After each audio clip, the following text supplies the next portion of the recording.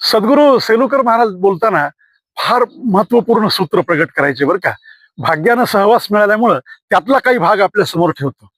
ते म्हणायचे, यज्ञामध्ये देवपूजा हे एक मूल्य आहे. वस्तुतः आपल्याला जी देवपूजा माहित आहे ती म्हणजे देवाच्या मूर्तीला आंघोळ घालणे, दुधाची आंघोळ घालणे, पाण्याची आंघोळ घालणे, हळद कुंकू वाहणे, फूल वाहणे, नमस्कार करणे, ही देवपूजा आहेच आहे. ही देवपूजाच आहे. परंतु महाराजांचं म्हणणं असं असायचं की हे देवपूजा काहीतरी कळण्यासाठी आहे. तर काय कळण्यासाठी आहे?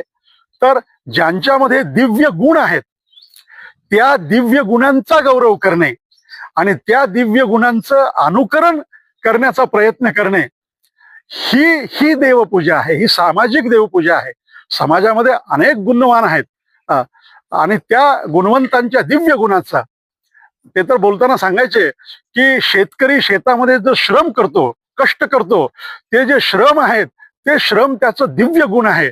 त्या दिव्य गुणाचा गौरव करणे म्हणजे देवपूजा आहे. एखादा कलावंत आहे, एखादा गुणवंत आहे, एखादा विद्यावंत आहे, यांच्या गुणांचा गौरव करणे, स्तुती करणे, प्रशंसा करणे आणि त्याचबरोबर ते गुण आपल्यामध्ये कसे येतील या दृष्टीनं आपण प्रत्यक्ष प्रयत्न करणे, ही देवपूजा यज्ञ संस्थेला अभिप्रेत आहे.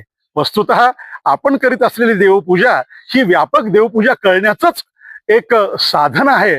म्हणून अशी देवपूजा आपल्याकडून घडावी बरं.